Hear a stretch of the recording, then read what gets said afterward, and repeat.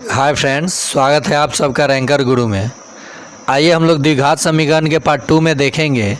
जो पिछले प्रधान शिक्षक के एग्ज़ाम में 2 से 3 प्रश्न पूछा गया था, तो उम्मीद है कि इस बार भी ये प्रश्न पूछा जाएगा और ख़ासकर रेलवे, एसएससी और अदर एग्ज़ामों में भी, बीपीएससी, टीआरई में भी ये प्रश्न बहुमूल्य हो जाता है, क्योंकि ऐसे प्रश्न बहुत आते हैं। तो पार्ट 1 में मैंने इसका थ्योरी सेक्शन किया था, अब ये पार्ट 2 देखना है, ठीक है।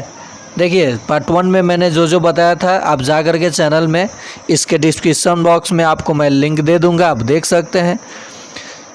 इसके द्विघात समीकरण होता क्या है, जिस समीकरण का घात 2 हो वो द्विघात समीकरण होता है, और इसके हल को मूल कहते हैं। हल को क्या कहते हैं? मूल। और मूल की प्रवृत्ति कैसी होती है, इसके लिए डिस्क्रिमिनेंट देखिए 3 केस होता है। क्या होता है? 3 केस। अगर ये विवेचक 0 के बराबर हो तो वास्तविक और समान हल आएगा, वास्तविक और समान मूल। और जब विवेचक 0 से बड़ा हो जाए तो वास्तविक और भिन्न मूल आएगा, अलग अलग मान।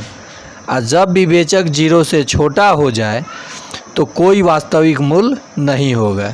ये चीज़ मैं बता चुका हूँ आपको पार्ट 1 में, आप जाके देख सकते हैं। देखिए, प्रश्न पे आते हैं। प्रश्न पूछा है, द्विघात समीकरण 4x² + 4x + 1 = 0 के मूल की प्रकृति कैसी होगी। यानी ये पूछना चाहता है कि मूल वास्तविक और समान होगा, या वास्तविक और भिन्न होगा, या मूल वास्तविक नहीं होगा। तो इसके लिए हम लोग विवेचक यानी डिस्क्रिमिनेंट निकालेंगे। विवेचक को डिस्क्रिमिनेंट निकालने का फॉर्मूला है D = B² - 4AC, ठीक है। तो यहाँ देखिए, दूसरा कलर ले लेने दीजिए, डीप कलर। B का देखिए, यहाँ A की वैल्यू क्या है? A की वैल्यू क्या है? 4 है। B की वैल्यू क्या है? B का मान कितना है? तो यहाँ भी +4 तो 4 है। और C का मान कितना है? तो 1 है। मान रखिए और देखिए प्रकृति कैसी आ रही है। तो B का स्क्वायर, B का वैल्यू कितना है? 4। 4 का स्क्वायर कीजिएगा तो 16 आएगा। घटाव का चिन्ह है, घटाव। देखिए 4 गुना A, तो A का मान कितना है? 4। तो 4 चौका 16। और C का मान कितना है? 1। तो 16 में 1 से गुना कीजिएगा तो 16। मान कितना आ गया D का? 0।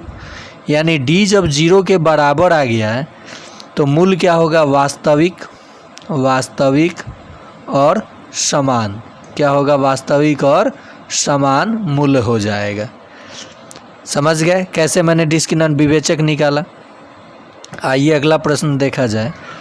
समीकरण 7x² - 12x + 18 = 0 के मूलों का योग और मूलों के गुणनफल का अनुपात क्या होगा। एक चीज़ यहाँ मैं आपको बता दूँ, जैसे एक चीज़ देखिए, यहाँ पे x² है प्लस 5x + 6 = 0 है। तो अगर इसके मूल अल्फ़ा और बीटा हो, क्या हो? अल्फ़ा और बीटा इसके मूल हो, शून्यक हो, तो अल्फ़ा जोड़ बीटा का मान हो जाता है -b बटा में a। तो देखिए b का मान क्या है? 5। तो आंसर हो जाएगा -5 बटा में, यहाँ कुछ नहीं तो 1, तो 1। यहीं इसका गुणनफल हो जाएगा, शून्यकों का गुणनफल c बटा a। तो c का मान कितना है? 6, और a का मान कितना है? 1। तो 6 बटा 1 हो जाएगा। तो इसी पे ये प्रश्न पूछा गया है। देखिए क्या कर रहा है, मूलों का योग और मूलों के गुणनफल का अनुपात होगा। तो मूलों का योग जो है, मान लीजिए कि अल्फ़ा प्लस बीटा का मान,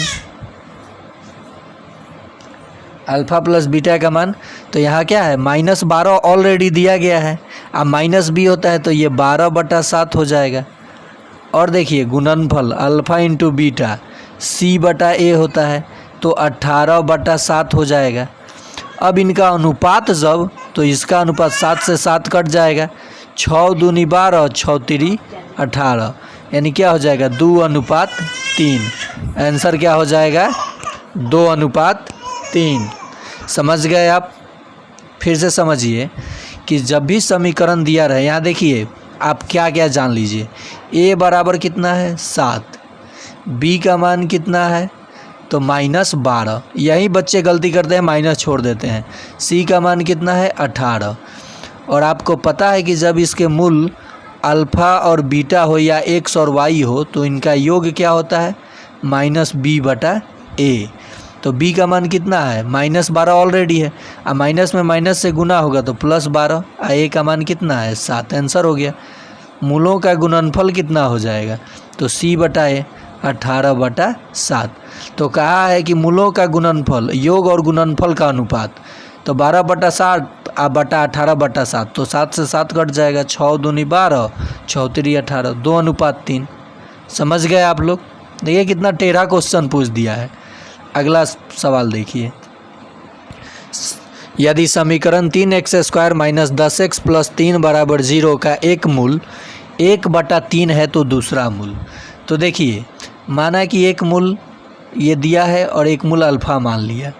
क्या किया, अल्फ़ा मान लिया, और एक मूल तो ये दे ही रखा है।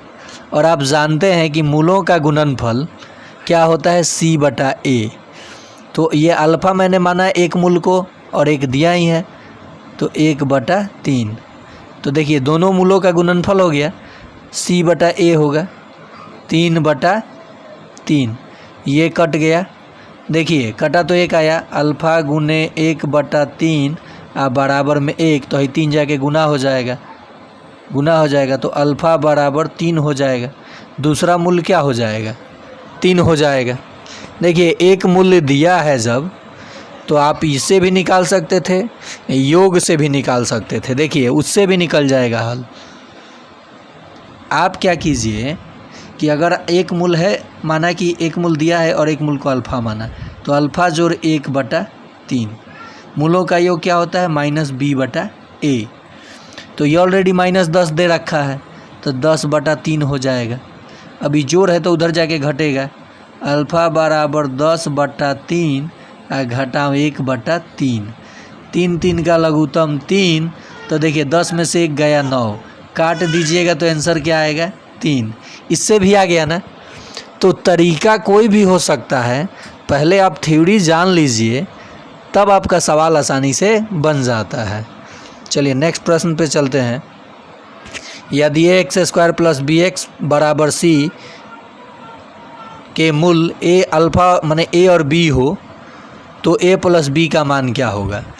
देखिए यहाँ पे ये जो है इधर आएगा तो 0 हो जाएगा, ax² + bx - c = 0, और a और b उसका शून्यक हो, मूल हो, तो सॉरी अल्फ़ा लिख दिया।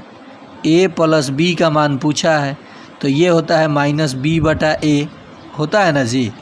यहाँ a b ही दे दिया है, जबकि इसको बड़ा लेटर देना चाहिए था, XYZ अल्फ़ा बीटा देना चाहिए था। कोई बात नहीं, तो यहाँ क्या है b, तो -b, और a के जगह भी a है, ठीक है, तो -b/a हो जाएगा आपका आंसर। आइए अगला प्रश्न देखते हैं। क्लास 10th वाले बच्चे भी अगर जो board MP board, UP board, Bihar board, CBSE board के तैयारी कर रहे होंगे उनके लिए भी ये महत्वपूर्ण हो जाएगा। ऑब्जेक्टिव या सब्जेक्टिव आप आसानी से ट्रिक से बना सकते हैं। मैं थ्योरी से ही ट्रिक बना लेता हूँ। देखिए ये प्रश्न है 4y² + 4y + 1 = 0 के मूलों का गुणनफल क्या होगा। यानी गुणनफल पूछा है तो गुणनफल c/a होता है, और c का मान कितना है 1, a का मान कितना है 4, ऑप्शन कहीं है 1/4, आंसर हो गया। देख लिए, जब आपको थ्योरी पता रहेगा तो प्रश्न सब आसानी से धराधर बन जाएगा। और हाँ, रैंकर गुरु को आप लोग सपोर्ट कीजिए जैसे जीके स्टडीज़ को करते हैं, और चैनल को वॉच कीजिए, शेयर कीजिए, सब्सक्राइब कीजिए, ताकि इस पे भी आपको जो हाई लेवल का मैथ्स और साइंस मिलता है वो आगे मैं इस पे भी आपको देता रहूं। चलिए नेक्स्ट प्रश्न देखा जाए।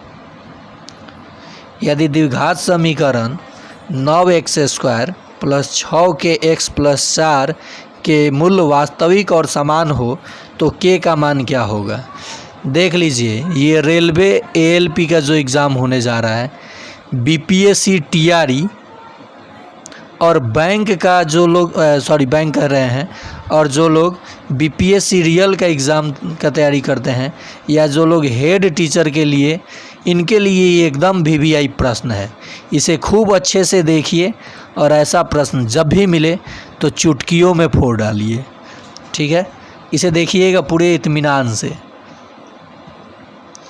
कह रहा है कि मूल वास्तविक और समान हो, तो समान और वास्तविक होने के लिए b² माइनस 4ac बराबर 0 होना चाहिए, तब ना मूल वास्तविक और समान होगा। तो यहाँ b का मान क्या है? 6k है। क्या है? 6k है। आप लोग केवल 6 नहीं समझिएगा, x का गुणांक क्या है? 6k। तो 6k का स्क्वायर माइनस 4 गुना a का मान कितना है? 9 और c का मान कितना है? 4 बराबर 0। देखिए 4 गुने a गुने c, तो a का मान 9 और c का मान 4 लिख दिया। ये 36k स्क्वायर माइनस, ये देखिए 4 चौका 16, 16 नवा कितना हो जाएगा? 144, 144 बराबर 0। इसमें से देखिए 36 आप कॉमन ले लीजिए, तो k स्क्वायर माइनस 36 चौका ये होता है बराबर 0। 36 कॉमन लेंगे तो ये k स्क्वायर यहाँ बचेगा और यहाँ 4 बचेगा, 36 जाके इधर भाग लगेगा तो 0 हो गया। समझ गए? तो ये k स्क्वायर माइनस 4 बराबर 0। तो k बराबर क्या हो जाएगा आपका? प्लस माइनस √4, ठीक है। तो ये प्लस माइनस 2 हो जाएगा, यानी ये प्लस में भी 2 हो सकता है, माइनस में भी 2 हो सकता है k का मान। समझ गए? ऐसे प्रश्न देखिए मूल, वास्तविक और समान, तो b² माइनस 4ac बराबर 0 कीजिएगा, मान रखिएगा, p का मान पूछे, k का मान पूछे, m का मान पूछे, निकाल दीजिएगा। समझ गए आप लोग? ये प्रश्न एकदम वीवीआई है, सभी के लिए वीवीआई है, ठीक है। आइए अगला प्रश्न देखते हैं। द्विघात समीकरण दिया है x² माइनस 15x प्लस 50 बराबर 0 का विविधकर क्या होगा? यानी वही डिस्क्रिमिनेंट। आपसे क्या पूछा है? विविधकर पूछा है, जिसका फॉर्मूला होता है b² माइनस 4ac। यहाँ a का मान क्या है? 1 है। b का मान क्या है? -15 है। और c का मान क्या है? देखिए 50 है। तो विविधकर निकालिए b², b का मान -15, तो -15 का स्क्वायर, और यहाँ माइनस का चिन्ह ऑलरेडी रहता है। 4 गुना a का मान 1 है और c का मान 50 है। माइनस हो या प्लस, स्क्वायर हमेशा प्लस हो जाएगा। तो 15 का स्क्वायर 225 और घटाओ 50 चौका 200, तो आंसर कितना आ जाएगा? 25 हो जाएगा। 25 है ऑप्शन में, ये आंसर हो गया। तो आपको मैं बोला था ना कि पार्ट 1 आपको थ्योरी सेक्शन बताया हूँ, पार्ट 2 में आपको पूरा कॉन्सेप्ट ही बता दूंगा, जिससे आप कम से कम समय में सवाल को बना सकते हैं। ये मुझे आपको बताने के लिए समय लग रहा है, नहीं तो ये बहुत आसान। अब यहीं पे अगर पूछ देता आपसे, देखिए एक प्रश्न यहाँ क्या है कि 1/α, अगर अल्फ़ा और बीटा इसके शून्यक हो तो 1 + अल्फ़ा और 1 + बीटा का मान पूछ दे, मतलब इस द्विघात समीकरण का ये शून्यक मूल हो तो ये मूलों के व्युत्क्रम का योग क्या होगा। तो इसमें आपको मंत्र नहीं पढ़ना है, ये जब लिखिएगा आप लोग तो अल्फ़ा और बीटा क्या हो जाएगा? LCM, और ऊपर क्या हो जाएगा? अल्फ़ा जोड़ बीटा हो जाएगा। तो शून्यांकों का योग है -b/a, ये ऑलरेडी माइनस में दिया है, तो 15 आ जाएगा ऊपर का मान, और अल्फ़ा इंटू बीटा c/a, तो ये 50 आ जाएगा। तो इसका मान क्या हो जाएगा? 5 से कटा 3, 5 से कटा 10 × 5 = 50, 3/10 या 15/50 आप दोनों लिख सकते हैं। समझ गए आप लोग? चलिए नेक्स्ट प्रश्न देखा जाए। समीकरण x² माइनस px प्लस 4 के मूल्य बराबर हों तो p का मान यहाँ पूछा होगा। आ गया प्रश्न, p का मान क्या होगा? ओके, तो मूल बराबर बोला है, इसका मतलब डिस्क्रिमिनांट जो होना चाहिए b² माइनस 4ac ये किसके बराबर होना चाहिए? 0 के बराबर। a का मान कितना है? 1 है, कुछ नहीं है। तो b का मान कितना है? -p है। और c का मान कितना है? 4 है। बस फार्मूले में रखिए, आंसर आ जाएगा। तो -p का स्क्वायर और यहाँ पे -4 गुना 1 गुना 4, तो ये p² -16 4 चौका 16 ना होगा बराबर 0। तो ये उधर जाएगा तो +-4, तो यहाँ +-4 नहीं दिया है, 4 ऑप्शन में है। तो p बराबर क्या आ जाएगा? p बराबर √16 ±√16। तो यहाँ माइनस नहीं दिया है, 4 प्लस में तो दिया है, तो आंसर क्या हो जाएगा? 4। अगर माइनस भी 4 रहता तो वो भी सही होता। उम्मीद करते हैं आप लोगों को ये पसंद आ रहा होगा सीरीज़, और आप लोग लाइक शेयर सब्सक्राइब ज़रूर करेंगे। देखिए ये एग्ज़ाम में पूछा हुआ वैसे ही सवाल है, अल्फ़ा बीटा लेकर, ये भी आप जान लीजिए, ये दोनों प्रश्न। और ये आखिरी प्रश्न है, लास्ट। ऐसे ही अगर आप कंटेंट पाना चाहते हैं तो जुड़िए अधिक से अधिक रैंकर गुरु के साथ। और मैं कहिएगा कि ये स्पीड हो रहा है थोड़ा सा सर, स्लो बताइए, तो एकदम आराम से बताऊंगा। जैसे इस प्रश्न को समझा देता हूँ। यहाँ a का मान क्या है? 2 है ना, और b का मान क्या है? 3, और c का मान क्या है? -4। कहा है कि शून्य का अल्फ़ा और बीटा हो तो अल्फ़ा प्लस बीटा का मान, तो आपको पता है अल्फ़ा प्लस बीटा का मान होता है -b/a। ओके, b का मान कितना है? -3। ओहो, अल्फ़ा प्लस बीटा का मान क्या होता है? -b/a। तो देखिए यहाँ b का मान क्या है? सॉरी, +3 ही है, तो b का मान कितना है? 3। यहाँ -b होना चाहिए, तो -3 और नीचे में a का मान कितना था? a का मान कितना है? 2, तो -3/2 है ऑप्शन में, -3/2 ये आंसर हो जाएगा। समझ गए? देखिए इस प्रश्न को देखिए, बोला है अल्फ़ा बीटा द्विघात समीकरण के मूल हो तो 1/α जोड़ 1/बीटा। ठीक है, तो ये जब एलसीएम लेंगे तो मैंने इसके पहले बताया था कि ऊपर अल्फ़ा प्लस बीटा आएगा और नीचे अल्फ़ा इंटू बीटा आएगा।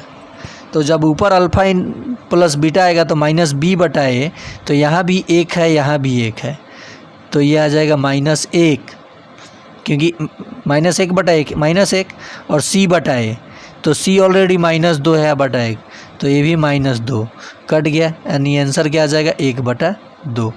क्या हो जाएगा? देखिए यहाँ 1/2 है, तो ये आंसर हो गया। तो उम्मीद करते हैं आपको बहुत अच्छा लगा होगा, और ऐसे प्रश्न एग्ज़ाम में ज़रूर पूछे जाते हैं। p का मान, k का मान, इस पे ज़रा फोकस कीजिएगा।